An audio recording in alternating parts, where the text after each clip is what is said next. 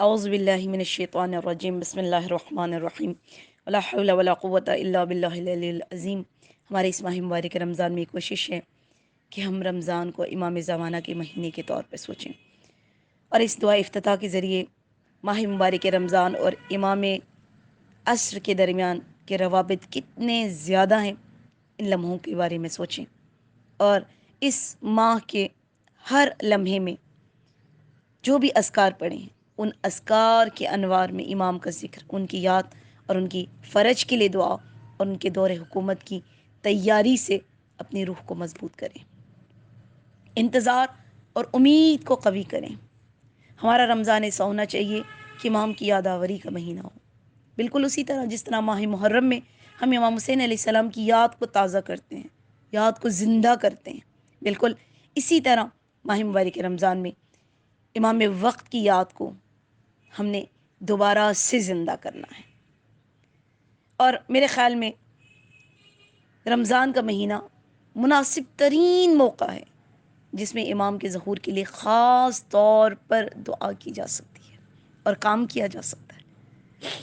اور اس ماہ رمضان میں جو امام کے ظہور کے لیے چیزیں ہمارے لیے مددگار ثابت ہوتی ہیں وہ رمضان کی دعائیں ہیں، اور اس دعا میں بالخصوص دعا افتتاح، کیونکہ دعا افتتاح ایک ایسی دعا ہے جو ہم امام کے حوالے سے سوچنے پر مجبور کر دیتا ہے، اور یہ دعا ایسی دعا ہے جو ہمارے رابطے کو امام سے مضبوط تر کرتی چلی جاتی۔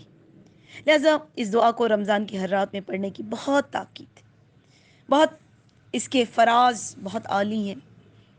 جب ہم اس پر توجہ کرتے ہیں تو ہمیں پتہ چلتا ہے کہ اس دعا کا ایک مقدمہ ہے اور ایک مؤخرہ ہے، یعنی ایک آغاز دعا ہے اور ایک اختتام دعا ہے۔ آغاز دعا مناجات خدا ہے، ذکر خدا ہے، استغفار ہے، اور دعا کا اخیر انسان کو ایک جہانی حکومت جو امام زمانہ اجل اللہ تعالیٰ فرجہ شریف نے کرنی ہے اس کی طرف انسان کو متوجہ کرانا ہے، اور اس جہانی حکومت کا اگر کوئی صحرا کسی کے سر پر سجتا ہے تو وہ میرے مولا امام زمانہ اجل اللہ تعالیٰ فرجہ شریف۔ اچھا، ایک بات جو میں آپ سے شیئر کرنا چاہتی ہوں کہ ہم جو دعائیں پڑھتے ہیں ان دعاؤں کی خوبصورتی جو اہل بیت سے ہم تک پہنچتی ہے وہ امید کی تلقین ہے۔ دیکھیں، انسان جب خدا کو پکارتا ہے دو چیزیں ہیں اس کے لیے بہت ضروری، ایک رجا اور ایک خوف۔ رجا کب انسان اس منزل پر پہنچتا ہے؟ جب اسے خدا کی محبت، اس کی مہربانی، اس کے کرم، اس کی امید کی اور اس کی طلب اس خدا کی انسان کے اندر زیادہ ہو جاتی۔ اور ایزن میں ہمیں یہ تلقین کرنے کی ضرورت ہے کہ خدا بہت مہربان ہے، کیونکہ یقین کریں ہم نا امید تھے، ہمیں پتہ ہی نہیں ہے کہ امید کہتے کسے، اور اس نا امیدی میں کچھ ہماری زندگی کی مشکلات ہیں، کچھ زندگی کی غفلتیں ہیں، کچھ ابلیس کی وجہ سے بھی ہے کہ آہستہ آہستہ ہمیں نا امید کرتی جاتی ہے۔ خود دیکھیں آج ہم اس دوراہے پہ کھڑے ہیں کہ ہم خود امام کے ظہور سے بھی اعوذ باللہ ایک نا امیدی کی منزل پر آ رہے ہیں، لیکن لہٰذا مومن کی ذمہ داری ہے کہ وہ یأس اور نا امیدی کو اپنے آپ سے دور رکھے، اور تھوڑے تھوڑے عرصے کے بعد خدا کی بارگاہ میں حاضر ہو کر اگر وہ نا امیدی کا برتن میرے اندر بھر چکا ہے تو اس کو خالی کریں۔ دیکھیں، نا امیدی کے لیے کسی خاص موقع اور خاص مشکل کی ضرورت نہیں ہوتی، بلکہ انسان کے چھوٹے گناہ، اس کی غفلتیں غیر محسوس طریقے سے انسان کو نا امیدی کی طرف لے جاتے ہیں۔ اگر ہم امید کی حفاظت کی کوشش نہ کریں تو نا امیدی آہستہ آہستہ ہم پر مکمل طور پر اپنا قبضہ جما لیتی ہے، اور اس یاس و نا امیدی کو دور کرنے کے لیے اگر ہمارے پاس کوئی وسیلہ ہے تو یہی دعائیں ہیں جو ہمیں ائمہ طاہرین سے ملتی ہیں۔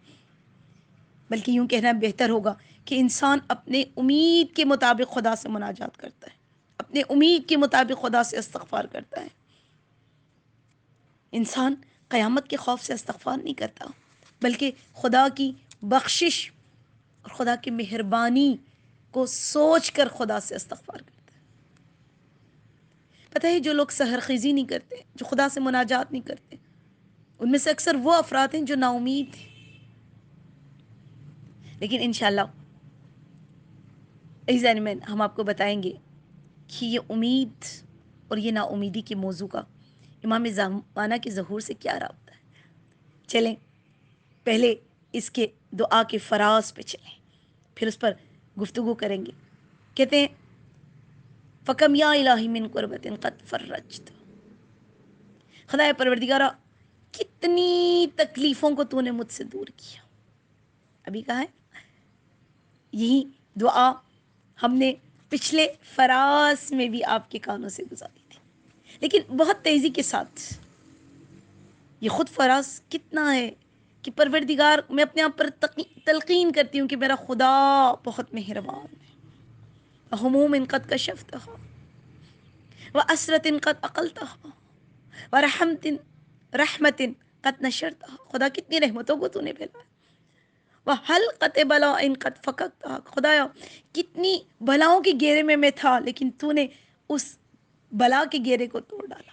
یعنی ہم اپنے لیے تلقین کر رہے ہیں کہ میرا خدا بہت مہربان ہے، اور یہ تلقین امید بخش ہے۔ پھر ہم خدا سے کہتے ہیں ایک اور فراز، الحمدللہ علی حلمہ بعد علمہ، اس اللہ کے لیے جس کے حلم اور برداشت پر میں اس کی تعریف کرتا ہوں، باوجود کہ وہ تمام باتیں جانتا ہے، لیکن جان کر بھی میرے ساتھ بردباری سے پیش آتا ہے، میرے گناہوں سے باخبر ہو کر بھی میری سنتا ہے،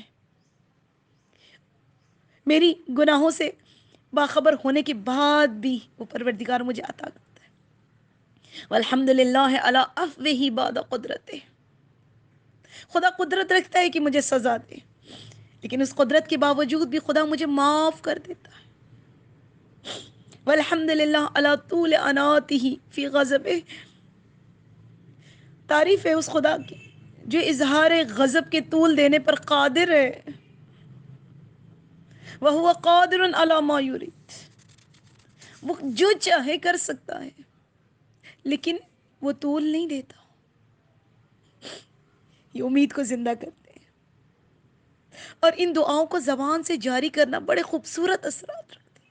پھر یہ ایک عبارت ہے اسی میں بہت خوبصورت، الحمدللہ الذی یجیبنی حین انادی، خدایا پروردگارہ حمد ہے اس خدا کے لیے جس کو میں پکارتا ہوں تو وہ مجھے جواب دیتا ہے۔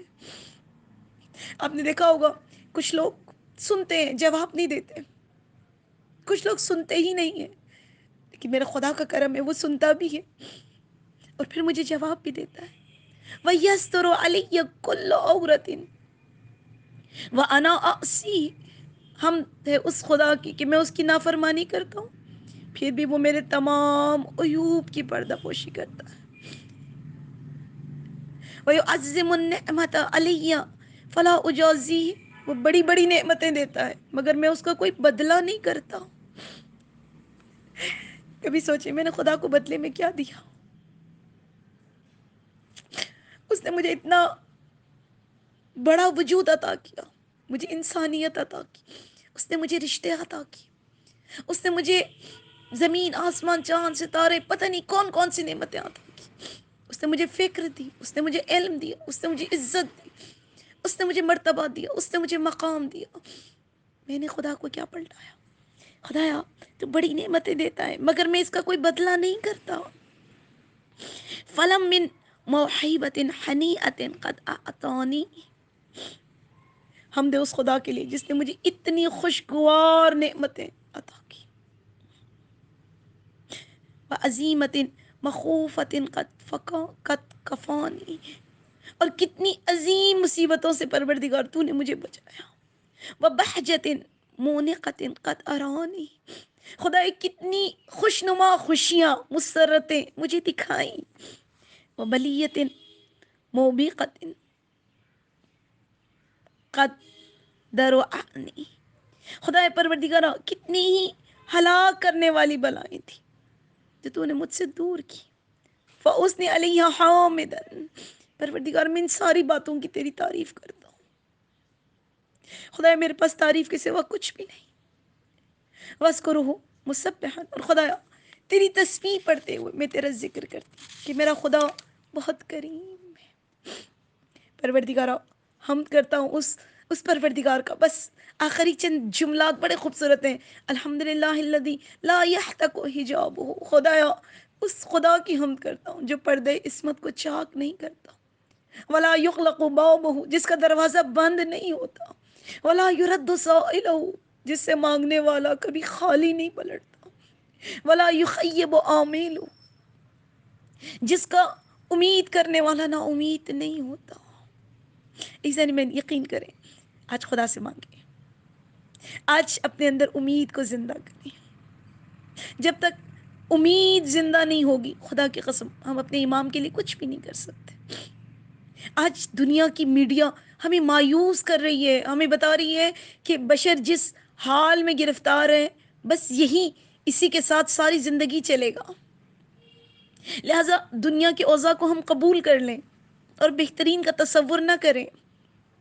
پتہ ہی وہ کون لوگ ہیں جو خدا کی رحمت سے مایوسی پھیلا رہے ہیں، لیکن جو خدا کی رحمت سے مایوس نہیں ہیں ایزن مین، وہ اپنی کوششوں کو جاری رکھتے ہیں.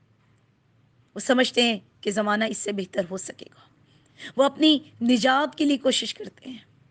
اور ایزن مین، مجھے یقین ہے جس دن ہم نے کوشش کرنی شروع کر دی، جس دن نا امیدیوں کے پردوں کو ہم نے چاک کر دیا، اس امید کی سحر کو امام کے ظہور کا دن کہا جائے گا. اس امید کے ساتھ کہ پروردگار ہماری دعاؤں کو مستجاب کرے اور پروردگار ہم سب کو اپنی بہترین نعمتوں سے نوازے، اور پروردگار ہمارے اندر کی نا امیدیوں کو ختم کر کے مالک ہم سب کے وجود کے اندر امید کی کرن کو روشن کرے. السلام علیکم ورحمۃ اللہ وبرکاتہ.